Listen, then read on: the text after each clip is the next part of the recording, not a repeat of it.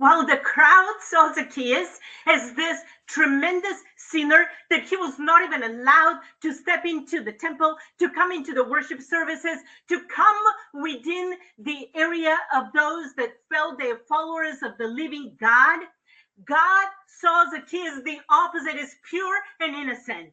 In his name, there was this description of who he is. And because Zacchaeus cried out with his desire of his heart to see Jesus, Jesus sees the desire of your heart, and then he gives you that desire. And this is for it is God who works in you to will and to act according to his purpose.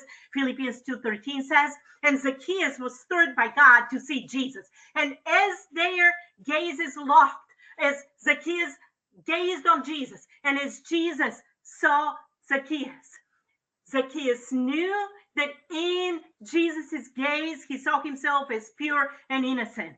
Can you imagine the stigma with which this particular tax collector lived? I'm not saying he probably was truly worth of everything that they probably accused him of. He probably robbed these tax collectors, was scheming on top.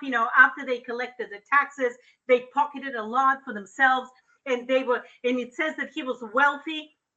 And that really means that he probably robbed a whole bunch of people with a whole bunch of money. That's why when Jesus touched him and reached his heart's desire, he went to spend time with him. And in the immediate reaction of the transformation that he experienced, he said, hey, I know I have robbed people. I know I've done these actions that show my flesh. But from here on, I am going to see the world, and my actions are going to reflect a heavenly perspective, and I'm going to return to those that I have robbed.